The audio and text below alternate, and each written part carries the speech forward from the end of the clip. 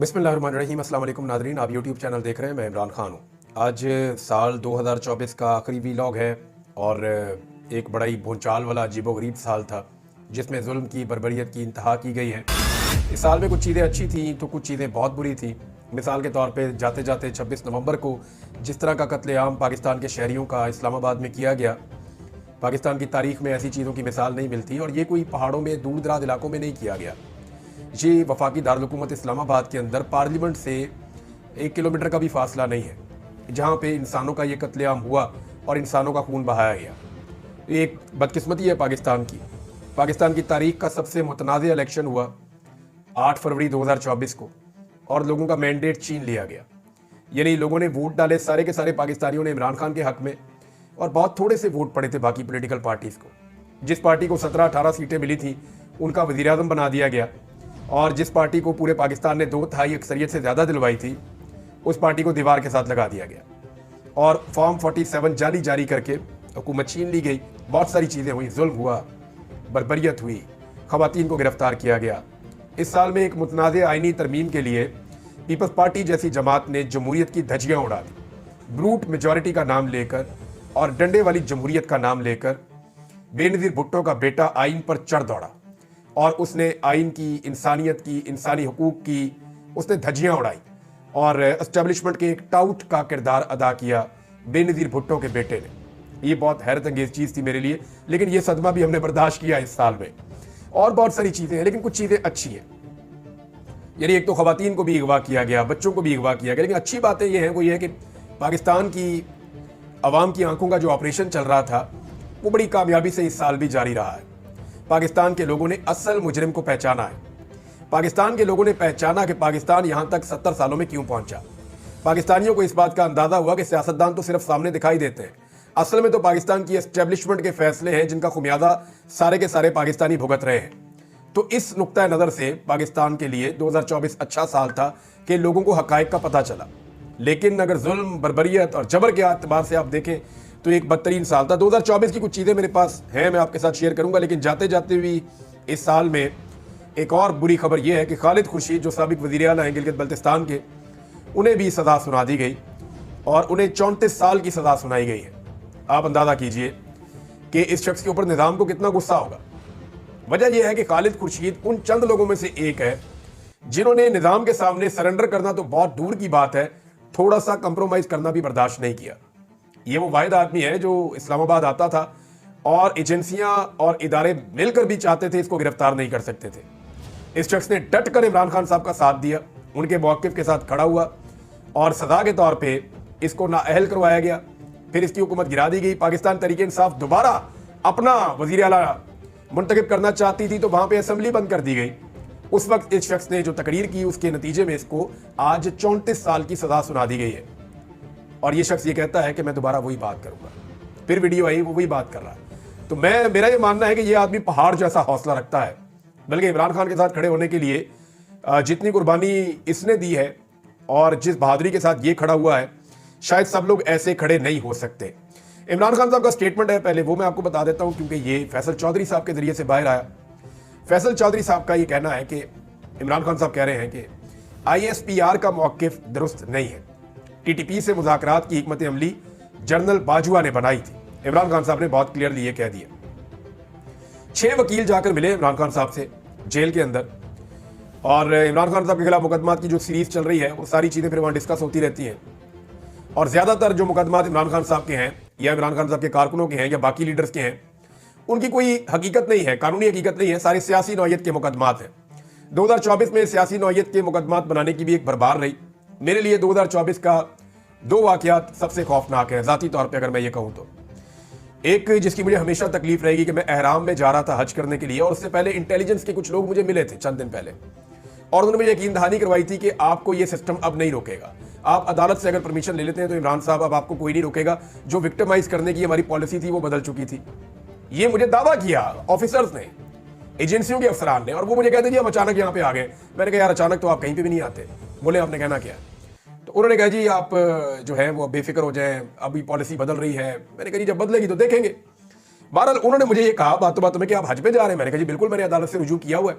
तो जी हम आपको पेशगी मुबारकबाद देते हैं कि आप हज पे जा रहे हैं और आप ज़रूर हज पे जाएंगे। मैंने कहा जी हज पे तो मैं चाहूँगा, मैं पूरी कोशिश करूँगा, लेकिन मुझे नहीं लगता कि आप लोग जो है वो इसके लिए राज़ी हैं या ज़हनी तौर पर आप तैयार हैं। तो उन्होंने कहा नहीं नहीं नहीं, हमारी पॉलिसी बदल गई, आप बेफिक्र रहे हैं सर, आप ज़रूर हज पे जाएंगे। मैंने कहा मैं तो पिछले साल भी नहीं जा सका। तो जिस तरह मेरे साथ वो सलूक किया गया, उसको 2024 के इस सलूक को मैं सारी ज़िंदगी नहीं भूलूंगा। पाकिस्तान की तारीख में कभी किसी के साथ 70 साल में ये नहीं हुआ जो इन्होंने घटिया और गंदी और बेहुदा हरकत की है, बेशरम। मुझे यकीन करें, अगर मुझे गालियां देने वाला मैं इंसान होता तो मैं गंदी गालियां नंगी देता, और मुझे पता है किसके ऑर्डर के ऊपर हुआ है, लेकिन अल्लाह रब्बुल इज़्ज़त देख रहा है। दूसरी चीज़ ये है कि मुझे ये लगता था कि चलो गिरफ्तार कर लेना, ये सारा कुछ कर लेना, इतना मार्जिन मैंने रखा हुआ था कि शायद रियासत एक लेवल से आगे नहीं लाएगी। लेकिन जब ये कत्लेआम हुआ नवंबर में, और जिस तरह के हालात मैंने सामना किया, यही वक्त आएगा मैं बताऊंगा कि मैं किस तरह अपनी जान मेरी बची है, और अल्लाह रब्बुल इज़्ज़त जान बचाने वाला है, मारने वाले से तो बहुत बड़ा है ना वो बचाने वाला। तो इस साल जिस तरह की सूरत मैंने देखी कि कोई किसी की जान क्यों ले सकता है सिर्फ इसलिए कि उसका पॉइंट ऑफ व्यू अलग है, इस लेवल तक नफरत, ये भी मैंने इस साल देखा। तो ये दो चीज़ें तो मैं कभी भूल नहीं सकता। बहरहाल बाकी खबरों की तरफ आ जाए। इमरान खान साहब ने मजीद क्या कहा। इमरान खान ने मुज़ाकरात में साने 9 मई और 26 नवंबर एहतजाज पर जुडिशल कमीशन बनाने का मुतालबा दोबारा दोहराया है। हमारे 21 कैदियों को जमानतें मिली हैं। फैसल चौधरी के मुताबिक इमरान खान ने कहा कि ISPR का मौक़िफ़ दुरुस्त नहीं है। तालिबान एस्टेब्लिशमेंट के मामले पर जनरल बाजवा ने हिकमत अमली दी थी। अफगानिस्तान का मसला मुज़ाकरात से हल होगा। बातचीत एक मुअस्सर रास्ता है मामलात को हल करने के लिए, मगर यहाँ स्पेशल वफद काबुल भेजते हैं और दूसरी तरफ बमबारी कर देते हैं। फैसल चौधरी ने कहा कि मिलिट्री अदालतों से सजाएं मुतनाज़ हैं। इन ट्रायल में इंसाफ होता नजर नहीं आता। इन ट्रायल में शफाफियत का अंसर गायब होता है। पाकिस्तान के आइन की हिफाजत की जाए और ह्यूमन राइट्स का ख्याल रखा जाए। हम मुज़ाकरात में रियायत नहीं मांगते, हम इंसाफ मांगते हैं। हमारे लीडर की सियासी टारगेटिंग हो रही है।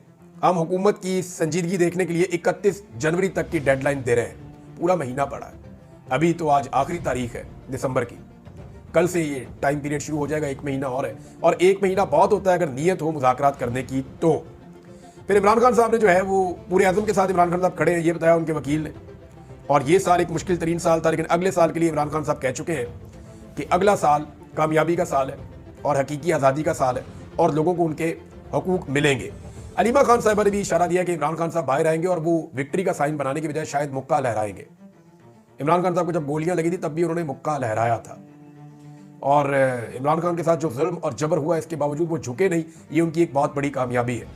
अब पूरा निज़ाम इमरान खान साहब की मिन्नतें कर रहा है क्योंकि उनको छोड़ना मजबूरी बन चुकी है। और कितने मुकदमे दर्ज कर सकते हैं बताएं ना। 250 से ज़्यादा मुकदमे इमरान खान साहब के खिलाफ दर्ज हो चुके हैं। 95% से ज़्यादा मुकदमात में इमरान खान साहब अपने आप को निकाल चुके हैं। ये थोड़े से मुकदमा 2-4 रह गए हैं। इन मुकदमात में भी इमरान खान साहब ने आने वाले 1-2 महीनों में निकल जाना है, तो फिर और मुकदमात डाल दिए जाएंगे। कैसे डालेंगे और मुकदमात, उसको जस्टिफाई कैसे करेंगे? जो बाइडन के दौर में तो आपको जस्टिफाई करने की जरूरत नहीं थी, क्योंकि जो बाइडन इंतजामिया सपोर्ट कर रही थी पाकिस्तानी एस्टेब्लिशमेंट को और हुकूमत को। लेकिन अब जब वो सपोर्ट हट गई है तो नए मुकदमा डाले नहीं जा सकते, पुरानों में जेल में रखा नहीं जा सकता, तो अल्टीमेटली इमरान खान ने बाहर आना है। अब बाहर लाने से पहले पूरे निज़ाम को जल्दी पड़ी हुई है कि कुछ भी करके इमरान खान के साथ कोई डील बना ली जाए, लेकिन इमरान खान साहब को जल्दी कोई नहीं है, ना वो डील करना चाहते हैं। जमाइमा खान ने एक इंटरव्यू दिया है बैनुल अक़वामी मीडिया को, और उस इंटरव्यू में जमाइमा खान ने कहा कि इमरान खान साहब के बच्चे परेशान हैं। देखिए, वो उनके बच्चों की माँ तो है ना। अब इमरान खान साहब के साथ उनकी तलाक हो गई है, लेकिन इस खातून ने बार बार साबित किया कि वो वफादारी के साथ इमरान खान साहब के साथ खड़ी है। जब भी कोई प्रॉब्लम या मुश्किल आई और वो मदद कर सकी तो उन्होंने बताया जी ठीक है, ये चीज़ मेरे पास है, मैं इसमें मदद कर सकती हूँ, क्योंकि वो इमरान खान के बेटे उनके पास हैं और वो उनके बच्चों की माँ है। तो वो ये बता रही है कि उनके बेटे परेशान हैं और इंसानी हकूक़ की जो पामालियाँ हो रही हैं, इस हवाले से हमें तशवीश और परेशानी है। अब आ रही 2024 के अंदर पाकिस्तान में मरकज़ निगाह कौन रहा, ये है ये सबसे बड़ा सवाल। तो तमाम निगाहों का मरकज़ 2024 में इमरान खान साहब रहे। कोई और इतना मकबूल पाकिस्तान में नहीं हो सका जितने मकबूल इमरान खान साहब हुए 2024 में। 2025 में शायद ये मकबूलियत इससे भी ऊपर जाएगी, लेकिन जिनकी हुकूमत बनाई गई उनकी हालत ये है। और क्या है ज़रा ये देख लें आप, ये मैं आपको सिर्फ सोशल मीडिया का एनालिसिस दे रहा हूँ। अशर बाजवा साहब ने ये किया है, बड़ा कमाल काम करते हैं। उन्होंने तमाम चैनल्स की व्यूअरशिप इकट्ठी की, जितने मेन स्ट्रीम मीडिया है उनके भी सारे व्यूज इकट्ठे किए, और वो सबको लगाने के बाद यानी 8,26,000 से जायद वीडियोस अपलोड की गई हैं। 8,26,000 से जायद। इतने ज्यादा डाटा का एनालिसिस करना और इकट्ठा करना ये बहुत मुश्किल काम है, लेकिन क्योंकि वो एक्सपर्ट हैं, वो इसके सॉफ्टवेयर्स को जानते हैं, तो उन्होंने ये सारा डाटा इकट्ठा किया और उस डाटा की बुनियाद के ऊपर एक एनालिसिस हमारे सामने रख दिया है जो फैक्ट बेस है, जो फैक्चुअल है, और इसका ये पूरा एक चार्ट भी मौजूद है। उन्होंने बताया पॉलिटिकल फिगर्स की अगर आप बात करें ना, तो पॉलिटिकल लीडर्स के दरमियान जितने भी व्यूज थे उनका 63% अकेले इमरान खान साहब ने लिया। जितने भी व्यूज थे, अकेला इमरान खान जेल में बैठा, एक लफ्ज नहीं बोला, एक तस्वीर बाहर नहीं आई, फिर भी 63% आप अंदाजा करें। वो खुदा की पनाह, जो बंदा बाहर हो, बात कर रहा हो, लोग उसको सुन रहे हो, वो दिखाई दे रहा हो, तब तो मानते हैं जिसके व्यूज आ रहे हैं। एक बंदा मौजूद ही नहीं है, आपने उसकी कोई वीडियो नहीं देखी, आपने कोई उसकी ऑडियो नहीं सुनी, उसकी पुरानी वीडियो, पुरानी ऑडियो और पुरानी तस्वीरों के ऊपर जो व्यूज मिले हैं वो 63% है पाकिस्तान के टोटल व्यूज के। यानी ये लगभग 8.25 लाख वीडियोस हैं और उनमें 63% व्यूज उस बंदे को मिल रहे हैं जो पूरा साल दिखाई नहीं दिया, नजर ही नहीं आया, सुनाई नहीं दिया। 63% से ज्यादा व्यूज। जबकि बाकी पॉलिटिकल पार्टीज के सबके मिलाकर 37% है। नवाज शरीफ 13, 3 दफा का वज़ीर आज़म, मरियम नवाज 11, जबरदस्ती की वज़ीर आला पंजाब, शहबाज शरीफ 5, बिलावल और मौलाना फजल रहमान 3 और जरदारी 2%। ये औकात है बाकी पॉलिटिकल लीडर्स की इमरान खान के सामने। अब आ जाए जरा पाकिस्तान तहरीक इंसाफ के टाइटल वाली वीडियोस के व्यूज और बाकी पॉलिटिकल पार्टीज के वीडियोस की व्यूज। अब इसमें भी एक चार्ट मौजूद है हमारे पास सामने। 78% ऑडियंस, 78% ऑडियंस पाकिस्तान तहरीक इंसाफ के साथ, उनके व्यूज के साथ है, उन्हें देख रही है। जबकि बाकी जो ऑडियंस है उसमें ये डाटा मेरे सामने है, मैं आपको पढ़ के सुना देता हूं। नून लीग को जी 13% व्यूज मिले हैं टोटल मिलाकर, पीपल्स पार्टी को मिले हैं जी 5%, एमक्यूएम को मिले हैं जी 2%, जमीयत उलमा इस्लाम फजल रहमान साहब को मिले हैं जी 1%, और तहरीक लब्बैक पाकिस्तान को मिले हैं जी 1%, और आईपीपी को मिले हैं जी 0%। जमात इस्लामी जो जेल में बैठे हुए आदमी से उनके अमीर कह रहे हैं कि तुम गारंटी दो कि इसराइल को नहीं मानते, और जो हुक्मरान में बैठे हुए, हुकूमत में बैठे हुए, उनसे वो गारंटी नहीं मांग रहे, उनसे बात नहीं कर रहे, और जेल में बैठे हुए आदमी को टारगेट कर रहे हैं एस्टेब्लिशमेंट के कहने के ऊपर। आप अंदाजा कीजिए, बड़ी अफसोसनाक बात है। तो जमात इस्लामी के भी 0%। जब इस तरह के काम करेंगे तो यही होगा। यानी जो टोटल व्यूज हैं उनका 0% तकरीबन बनता है, 1% से भी बहुत कम। ये जनाब जमात इस्लामी को मिला है। ये है जी इस वक्त इमरान खान साहब की मकबूलियत जब 2024 का आखिरी सूरज गरूब हुआ। एक और जनाब 2024 का कारनामा पाकिस्तान की जानिब से, पाकिस्तानी हुकूमत और इदारों की जानिब से, और वो कारनामा है इंटरनेट की बंदिश। और इसके ऊपर भी एक डाटा है, ये डाटा भी अब सर्कुलेट कर रहा है और ये फैक्चुअल बेस्ड है कि दुनिया में सबसे ज्यादा इंटरनेट किस मुल्क ने बंद किया। तो जनाब पाकिस्तान इस रेस में दूसरे नंबर पे आया। थोड़ी सी और मेहनत करते ना, चंद घंटों के फर्क से पाकिस्तान पहले नंबर पे आ जाता। थोड़ी सी और कोशिश करते और इंटरनेट को मजीद बंद करते तो पाकिस्तान पहले नंबर पे आ सकता था, क्योंकि थोड़े से फर्क के साथ म्यांमार एक मुल्क है जिसको आप बर्मा के नाम से जानते हैं, पुराना नाम बर्मा है, नया नाम म्यांमार है। यहाँ पे इस वक्त फौजी हुकूमत है, डिक्टेटरशिप है। वहां पे जो इंटरनेट की बंदिश है वो पाकिस्तान से थोड़े से नंबरों से जीत गए हैं। पाकिस्तान दूसरे नंबर पे आ गया है पूरी दुनिया में। ये कारनामा भी पाकिस्तान की इस हुकूमत ने, एस्टेब्लिशमेंट ने और मौजूदा रजीम ने किया है। इंटरनेट शटडाउन के दौरानिए के लिहाज से दुनिया भर में दूसरे नंबर पे 2024 में पाकिस्तान, और बर्मा या म्यांमार जो है वो पहले नंबर पे है। वहां के सियासी रहनुमाओं और मीडिया पर सख्त पाबंदियां हैं, लोगों को जेलों में डाला गया है वहां पे, तो वो हमसे आगे जा रहा है, दुनिया में दूसरे नंबर पे हम है। इंटरनेट शटडाउन में पाकिस्तान ने 1861 घंटे तक इंटरनेट को बंद रखा है पाकिस्तान में, और म्यांमार से बहुत थोड़ा सा फर्क है कि हम उससे बहुत थोड़ा सा पीछे। डिजिटल मईशत को और अवामी राब्तों को बुरी तरह तबाह किया इस बंदिश ने। इसका जो बिजनेस और फ्री लांसर्स को नुकसान हुआ है वो $351 मिलियन का नुकसान हुआ है। सऊदी अरब को हमने जो अभी बेचा ना रेकोडेक का 15%, वो हमने लगभग 500 कुछ मिलियन का बेचा है। तो 351 मिलियन का नुकसान हमने यहाँ पे अपना मुंह काला किया, इंटरनेट बंद कर करके। सारी दुनिया में अलग बदनामी हमारी हुई है। और ये जो सऊदी अरब को हमने बेचा है ना रेकोडेक, इसकी कहानी मैं आपको पूरी बताता हूँ कि ये एक्चुअली है कितने का, हमने बेच कितने का दिया, और ये हुक्मरान कर क्यों रहे हैं, और ये क्यों सऊदी अरब को राजी करना चाहते हैं, किस मकसद के लिए करना चाहते हैं, और ये कितने का सोना था जो हमने कितने में दे दिया। और इसके अंदर खाली सोना नहीं है, इसमें कॉपर भी है। इस माइन की मालियत कितनी है आप गूगल करके देख लें, आपको आइडिया हो जाएगा। आप सर पकड़ के बैठ जाएंगे कि कौमें फरोख्तन बचे अर्जा फरोख्तन, कि कौम बेच दी और इतनी सस्ती बेच दी। ये फारसी का एक शेर है, मुझे याद था, मैंने आपको सुना दिया साथ ही। बहरहाल जनाब सबसे बड़ा नुकसान है जो एशिया के ममालिक को हुआ, उनमें सबसे बड़े नुकसानात में से एक नुकसान ये है कि तकरीबन 83 मिलियन इंटरनेट सारिफीन जो हैं इन बंदिशों से मुतासिर हुए। इससे कारोबार मुतासिर हुआ, तालीमी सरगर्मियाँ मुतासिर हुई, ऑनलाइन सरगर्मियाँ जितनी भी हैं वो मुतासिर हुई, लोगों के राब्ते मुनक़ता हो गए। जो डिजिटल मईशत है वो डिजिटल दहशतगर्दी के नाम के ऊपर तबाह कर दी गई। यानी डिजिटल टेररिज्म की एक टर्मिनोलॉजी हमने सुनी ना, फिर मैंने देखा पाकिस्तान में जैसे इंटरनेट को बंद किया गया तो उसकी बुनियाद के ऊपर पाकिस्तान की जो डिजिटल मईशत है या डिजिटल इकोनॉमी है उसको बुरी तरह तबाह किया गया है। और इसके बाद जो पाकिस्तान के टैलेंट के साथ हुआ, जो पाकिस्तान से लोग पैसा लेकर पाकिस्तान से बाहर भागे, ये रीजंस होते हैं ना। आप लोगों को माहौल देते हैं तो लोग यहाँ पे रहकर काम करते हैं। एक और जो जाते जाते भंड किया, जो जाते जाते बेड़ा गर्क किया पाकिस्तान की मईशत का, जिसका खुमियाजा हम अगले साल भुगतेंगे।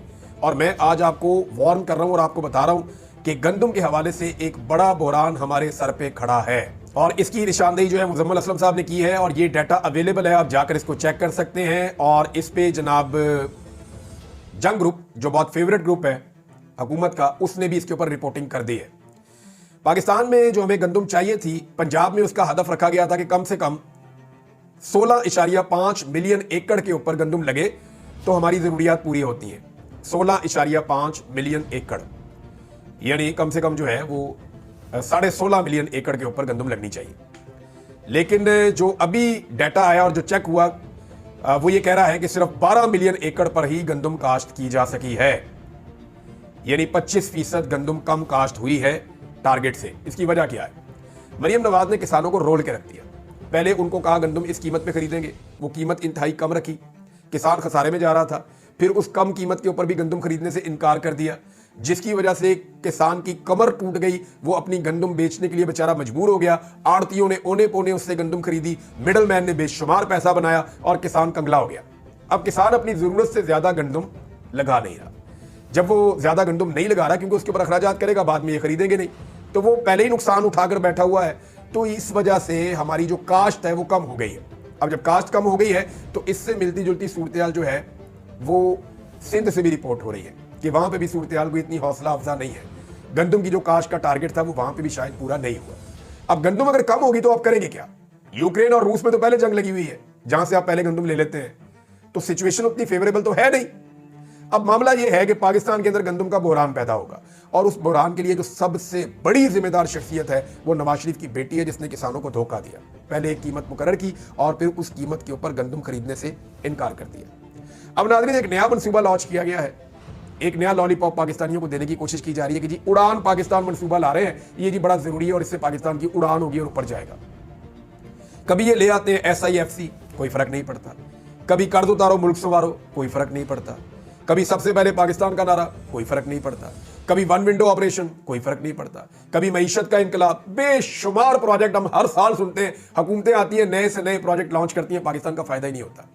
एक दफा पाकिस्तान में एक प्रोजेक्ट लॉन्च करें, पाकिस्तान का फायदा हो जाएगा। एक प्रोजेक्ट लॉन्च करें जिसके अंदर जमहूरियत हो, कानून की हुक्मरानी हो, आजाद अदलिया हो, आजादी इज़हार राय हो, इंसानी हकूक का एहतराम हो, अवामी मैंडेट के मुताबिक चलकर देखें।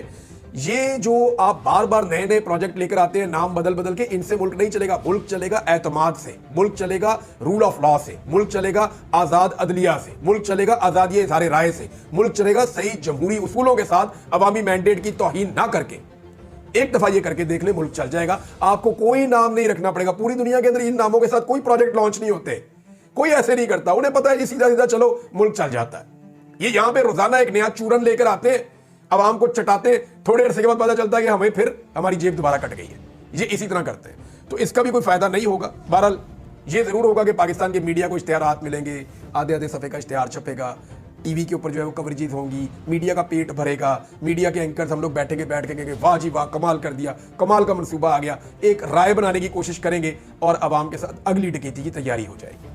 अब तक के लिए इतना ही। अपना ख्याल रखिएगा, अपने चैनल का भी। अल्लाह हाफ़िज़।